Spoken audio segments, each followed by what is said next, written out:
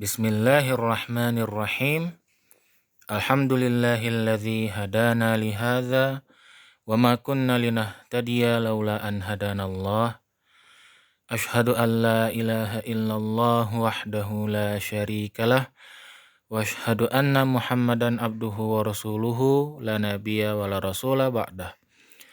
Allahumma salli ala Muhammadin wa ala alihi wa ashabihi wa man tabi'ahum bi ihsanin ila yaumiddin amma ba'd.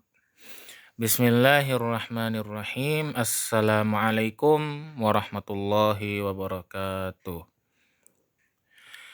Pada kesempatan ini saya Azam Nasrullah, mahasiswa program studi ilmu Al-Quran dan Tafsir, ingin melaksanakan tugas untuk memenuhi ujian akhir semester 2 pada mata kuliah studi naskah Ulumul Hadis, yang mana mata kuliah ini diampu oleh Al-Mukarram Al-Ustadz Dr. Kiai Haji Ahmad Alim LCMA Hafizahullah. Maka marilah bersama-sama kita mulai pembahasan kita pada Ulumul Hadis kali ini dengan bacaan basmalah. Bismillahirrahmanirrahim.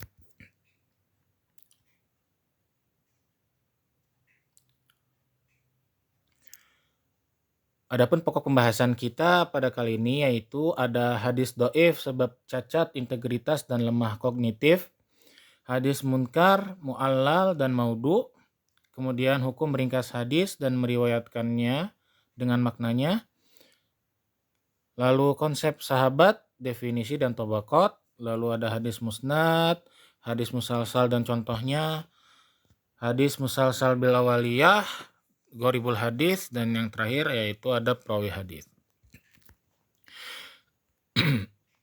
Masuki pokok pembahasan yang pertama yaitu hadis dhaif sebab cacat integritas dan lemah kognitif. Maka hadis-hadis pada pokok pembahasan yang pertama ini itu dhaif yang disebabkan karena cacat integritas sang rawi, yang mana dalam artian rawinya itu bisa terkena fasik mungkin, atau kebohongan, atau terduga, ada indikator terduga bahwasanya rawinya itu berdusta atau lemah kognitif, yaitu hafalan yang lemah. Yang maksud tadi lemah kognitif itu. Adapun hadis-hadisnya adalah hadis maudhu. Hadis maudhu sebetulnya bukanlah hadis, sebenarnya bukanlah hadis. Kan tetapi hadis maudhu adalah kebohongan yang dinisbahkan kepada Nabi SAW oleh seorang pendusta. Pembahasan lebih lanjutnya akan ada di pembahasan kedua nanti. Kemudian ada hadis matruk. Hadis matruk adalah yang di dalam sanadnya terdapat indikator rawi yang berdusta atau terduga atau rawi yang terduga berdusta. Kemudian ada hadis munkar. Hadis munkar adalah hadis yang diriwayatkan oleh rawi yang lemah kognitifnya, yaitu hafalannya, dan menyelisihi rawi yang lebih kuat hafalannya, atau yang diriwayatkan oleh orang yang fasik. Kemudian hadis syadz. Hadis syadz adalah yang diriwayatkan oleh rawi yang kuat tetapi menyelisihi rawi lain yang lebih kuat darinya. Bila kita perhatikan di sini pada hadis munkar dan hadis syadz terdapat kemiripan, yaitu menyelisihi rawi lain yang lebih kuat. Akan tetapi yang membedakan antara munkar dan syadz adalah bahwa hadis munkar diriwayatkan oleh rawi yang lemah kognitifnya atau dhaif hafalannya. Sedangkan untuk hadis syadz adalah hadis yang diriwayatkan oleh rawi yang thiqah sebenarnya, tetapi menyelisihi rawi lain yang lebih kuat darinya. Kemudian memasuki pembahasan hadis mu'allal, munkar, dan maudhu. Hadis mu'allal, alla ya'illu illatan, yang berarti penyakit. Mu'allal berarti terdapat penyakit di dalamnya. Hadis mu'allal adalah hadis yang tidak diterima karena adanya penyakit atau masalah baik di dalam rangkaian sanad maupun matannya. Lalu hadis mu'allal juga adalah hadis yang terlihat seolah-olah sahih, tetapi masalah pada hadis ini sulit dideteksi dan membutuhkan penelitian yang akurat. Hal ini menyebabkan rumitnya mengidentifikasi hadis ini. Dalam kata lain, hadis mu'allal adalah hadis yang bila dilihat secara sekilas baik dari segi matan maupun sanadnya itu sahih. Akan tetapi bila digali dan dikaji lebih lanjut, ternyata dapat ditemukan adanya ilah, entah itu di dalam sanadnya atau di dalam rawinya. Maka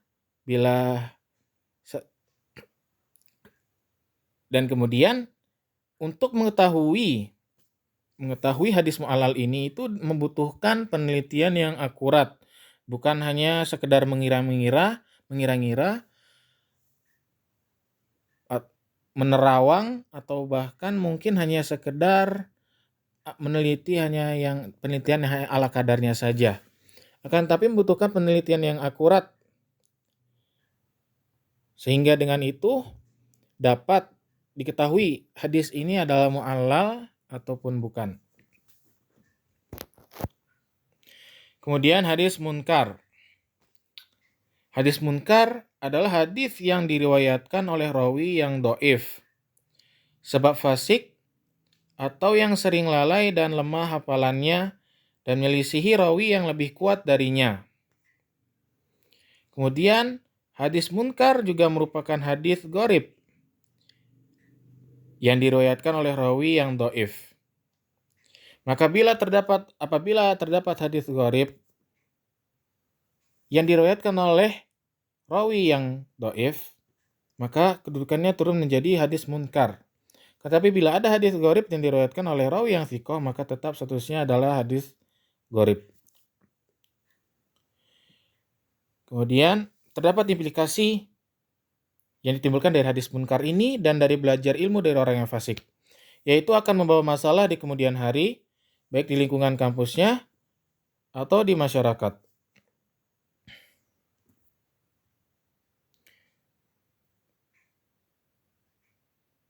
Sebelumnya di slide yang sebelumnya mungkin yang ini ada sedikit tambahan mungkin ya.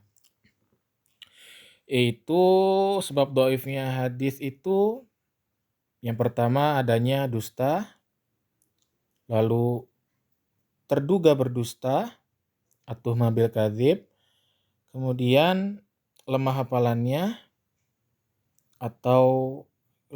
kemudian rawi yang fasik, kemudian menyelisihi yang rawi yang lebih kuat, kurang lebih ada 6 itu. Kita kembali lagi ke pembahasan yang tadi. Kita sambung ke hadis maudhu. Hadis maudhu adalah hadis palsu yang dibuat-buat sebab rawi yang berdusta atas Nabi SAW. Maka maudhu itu bukanlah hadis, akan tetapi diberikan nama hadis adalah sebagai pengenalan atau agar lebih tahu dan lebih hati-hati, sehingga hati-hati dalam menilai suatu hadis. Kemudian hadis maudhu. Kemudian berikutnya hadis maudhu dapat muncul akibat prasangka yang dominan dan tidak secara pasti.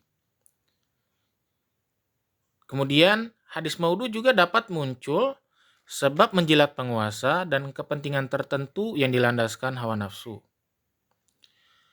Hadis maudhu dapat dilihat dari isinya yang kontradiktif dengan Al-Quran. Maka ada banyak sekali hadis maudhu yang itu. Maka apabila kita melihat ada hadis misalnya yang ternyata di dalamnya itu banyak yang kontradiksi atau bertentangan dengan Al-Quran, maka itu dapat dipastikan bahwasanya hadis itu adalah hadis maudhu. Apapun alasannya, tidak dibenarkan bagi seseorang untuk memalsukan hadis, apapun itu alasannya. Kemudian implikasi atau dampak hadis maudhu terhadap syariat adalah dapat merusak Islam dari dalam. Ini merupakan hal yang sangat tidak diharapkan.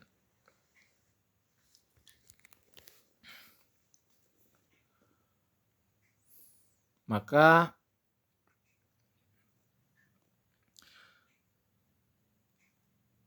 hadis maudhu itu adalah pasti 100% ditolak atau tidak diterima atau ditolak. Karena dia bukan merupakan hadis, akan tetapi ucapan biasa atau bahkan sebuah kebohongan yang dinisbahkan kepada Nabi Shallallahu Alaihi Wasallam oleh seorang pendusta. Dan apapun alasannya, tidak dibenarkan untuk memalsukan hadis, apapun alasannya. Yang bahkan terdapat ancaman yang sangat mengerikan bagi mereka para pemalsu hadis, yang hadisnya itu berbunyi, Man kadzdzaba, qala Rasulullah sallallahu alaihi wasallam, man kadzdzaba alayya muta'ammidan falyatabawwa maq'adahu minan nar. Barang siapa yang sengaja berdusta atas namaku, kata Rasulullah, maka akan disiapkan baginya tempat duduk dari api atau di neraka.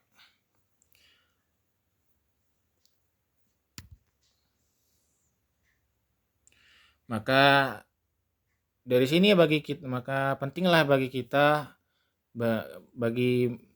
bagi orang yang hendak meriwayatkan hadis adalah untuk meluruskan niatnya kembali supaya tidak terjadi hal-hal yang seperti hadis maudhu ini. Menjaga keikhlasan agar tetap niatnya itu murni untuk menjaga hadis itu sendiri dan juga agamanya, yaitu Islam. Kemudian memasuki pembahasan yang ketiga, hukum meringkas hadis dan meriwayatkannya dengan maknanya. Adapun hukumnya, pembahasannya adalah apa itu hukum meringkas. Bagaimana hukum meringkas hadis dan meriwayatkannya dengan maknanya. Adapun hukumnya, hukum meringkas hadis dengan membuang beberapa kalimat selama tidak merusak maknanya adalah boleh dan harus dilakukan oleh orang yang paham betul seluruh isi kandungan hadis yang diringkas serta mengetahui kalimat inti dan tambah agar dapat menjaga kemurnian hadis walaupun diringkas. Lalu, orang yang meringkas hadis haruslah rawi yang thiqah dan dapat dipercaya. Yang pertama tadi adalah hukumnya adalah boleh selama tidak merusak maknanya. Meringkas hadis adalah boleh selama tidak merusak maknanya. Dan terdapat beberapa syaratnya, antara lain adalah haruslah rawi yang thiqah dan dapat dipercaya dan paham betul tentang kandungan hadis serta mengetahui serta ahli dalam ilmu bahasanya serta dapat mengetahui kalimat inti dan tambah agar dapat menjaga kemurnian hadis walaupun diringkas. Kemudian adapun hukum meriwayatkan makna hadisnya saja, para ulama berbeda pendapat dan kebanyakan adalah membolehkannya. Hal itu termasuk menerjemahkan teks syariah. Teks syariah di sini adalah seperti Al-Quran dan hadis. Menerjemahkannya ke dalam bahasa ajam atau bahasa asing selain bahasa Arab, itu juga dibolehkan. Kemudian dalam hal ini Ibnu Hajar membatasi hanya pada makna kalimat-kalimat yang mufrad saja atau yang tunggal saja dan bukan kalimat-kalimat yang sempurna. Bila kita melihat dari jumhur ulama, kebanyakan membolehkan. Akan tapi Imam Ibnu Hajar memberi batasan hanya pada kalimat-kalimat yang bersifat tunggal saja dan bukan yang sempurna. Kemudian memasuki sahabat, definisi dan tabaqat. Definisi sahabat yang paling kuat adalah orang muslim beriman yang hidup sezaman dengan Nabi Shallallahu Alaihi Wasallam, baik selama hidup pernah berjumpa ataupun tidak, selama beriman hingga akhir hayat dan kemudian Diulangi. Definisi sahabat yang paling kuat adalah seorang muslim yang beriman, yang hidup sezaman dengan Nabi Shallallahu alaihi wasallam, baik selama hidup, pernah berjumpa ataupun tidak. Dan selama ia beriman hingga akhir hayatnya, maka ia adalah sahabat.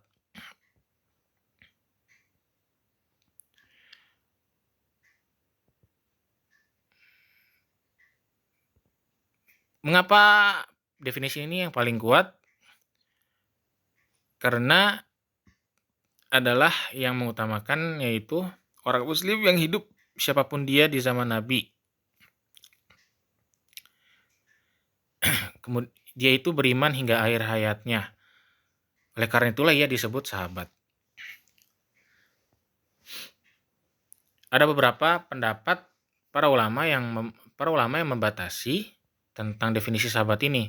Ada yang membatasi bahwasanya sahabat itu adalah harus minimalnya ikut menyertai perang bersama Rasulullah itu 2 kali.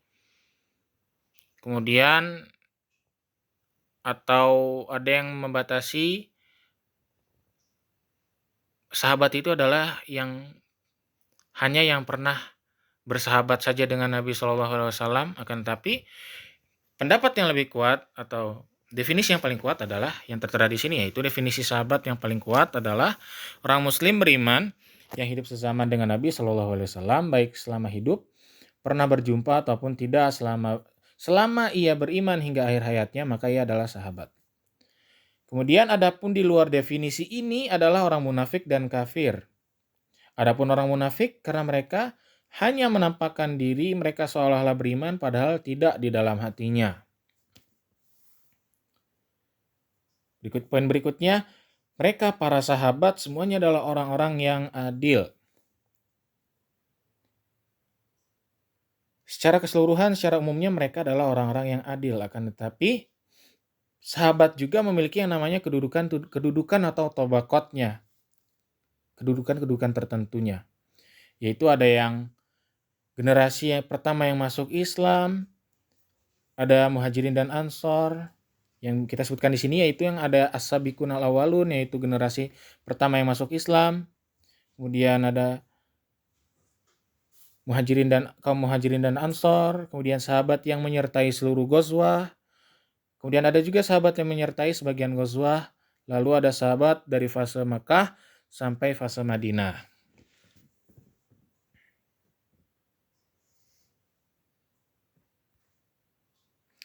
Kemudian masuki hadis musnad. Hadis musnad disebut demikian bila hadis marfu yang dimarfukan oleh sahabat langsung kepada Nabi Shallallahu alaihi wasallam.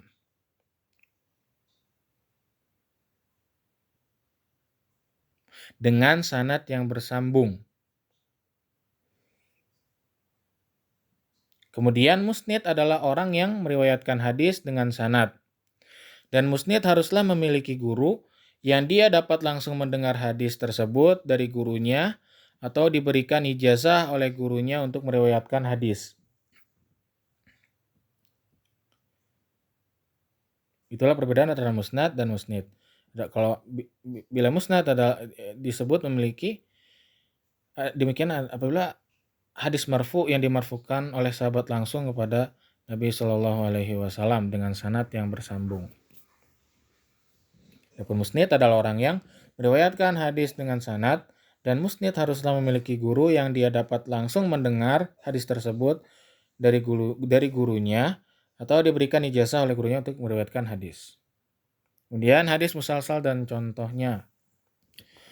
Hadis musalsal adalah hadis yang disampaikan oleh para rawi secara berurutan atau secara mata rantai dalam keadaan atau situasi tertentu yang sama persis cara penyampaiannya seperti yang disampaikan oleh Nabi Shallallahu alaihi wasallam, baik secara penyebutan yaitu baik secara perbuatan fi'li, misalkan musalsal musyabakah atau menjalin tangan. Musalsal musyabakah atau menjalin tangan adalah hadis yang dimana Rasulullah sampaikan kepada sahabatnya dengan menjalin tangannya.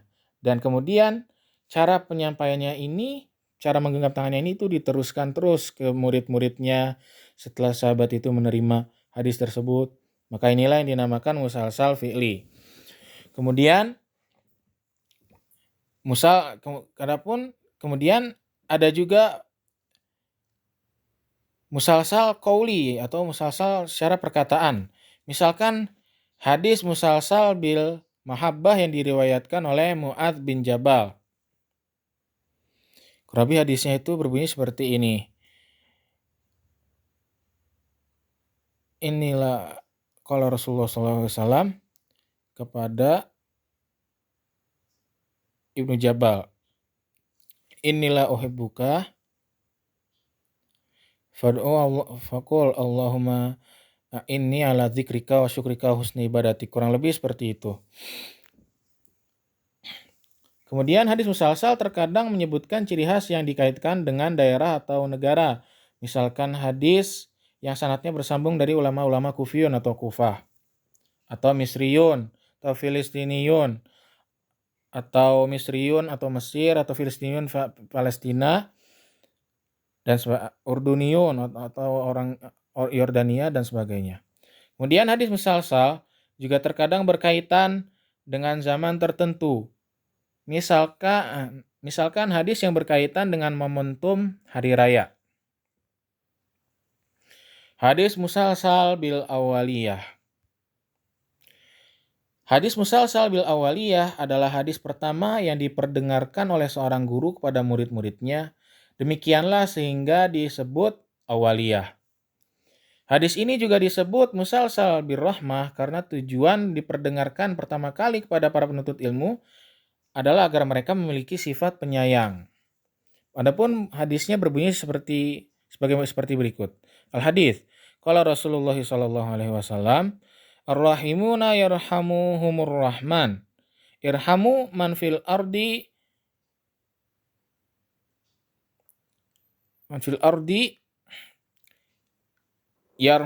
yarhamukum man fis sama.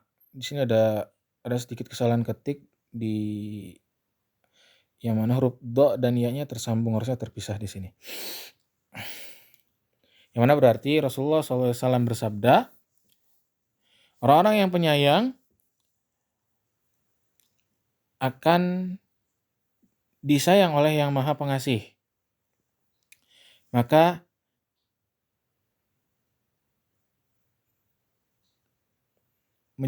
jadilah penyayang. Maka sayangilah sesiapa yang ada di bumi, maka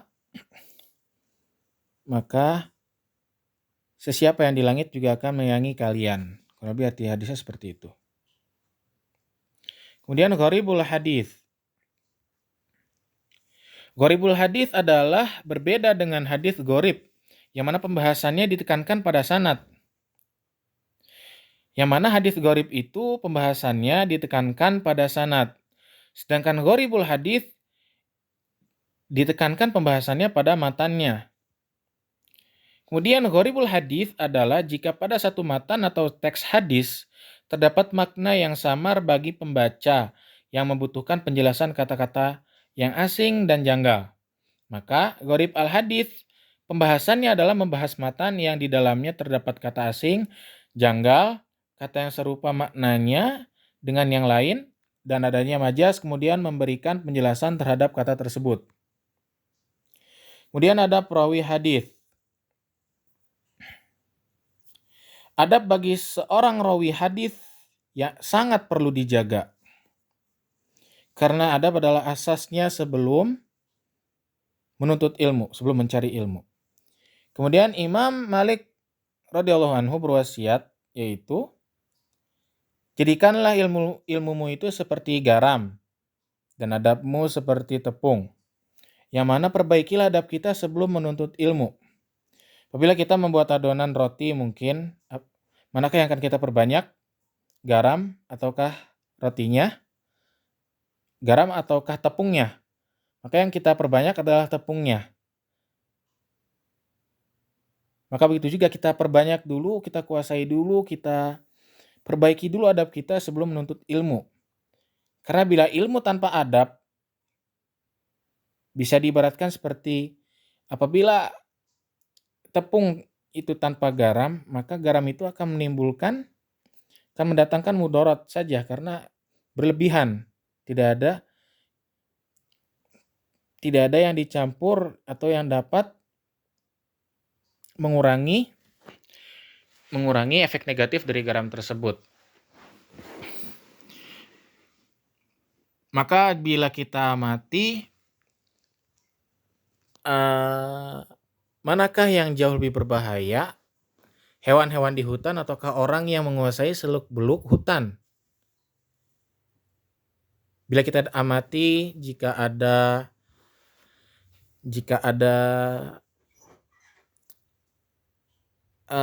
kasus pembakaran hutan di Sumatera misalkan, apakah yang membakarnya itu adalah hewan-hewan di hutan? Kan bukan. Kan tapi membakarnya adalah orang yang tahu seluk-beluknya, tahu seluk-beluk dari hutan tersebut. Mereka tahu, mereka berilmu, tapi mereka tidak beradab, maka jadinya adalah bencana. Maka itulah pentingnya adab sebelum ilmu. Kemudian adab itu harus menjadi ruhnya ilmu dan ruh dalam proses mencari ilmu. Maka bila kita dapati sekolah-sekolah sekarang saat itu banyak yang menggalakkan yaitu sekolah berbasis teknologi. Sekolah berbasis teknologi itu teknologi bukanlah basis, kan tapi teknologi itu hanyalah sarana. Basis itulah adab itu. Harusnya yang menjadi basis adalah adab itu. Adab terlebih dahulu. Bila basisnya teknologi, maka ketika dia tahu penggunaan teknologi tanpa mengerti adabnya, maka yang terjadi adalah bencana seperti contoh yang disebutkan sebelumnya tadi. Maka sekali lagi inilah pentingnya adab bagi seorang rawi. Dan juga ruh dalam proses mencari ilmu.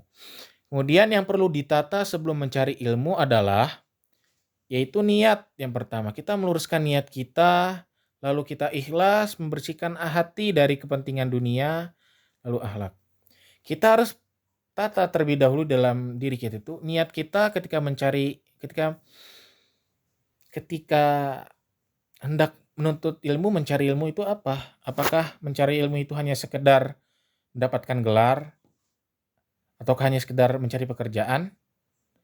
Maka harusnya kita itu niat kita itu harus jauh lebih tinggi daripada hal-hal tersebut.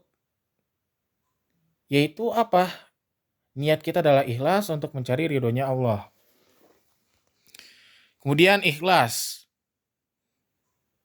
Maka kita juga perlu, keikhlasan adalah sangat diperlukan untuk menuntut ilmu. Karena bila kita tidak ada keikhlasan, maka mungkin yang timbul adalah menjadikan ilmu itu hanya sebagai barang dagangan. Dalam artian, hanya mau mengajarkan, membagikan ilmunya kalau dibayar. Nah, seperti itu. Nah, itu adalah hal yang rasanya kurang baik gitu. Kemudian membersihkan hati dari kepentingan dunia. Yang intinya dari ketiga ini adalah kita mengikhlaskan diri kita, meluruskan niat kita, dan bersihkan hati kita hanya ikhlas karena Allah Ta'ala.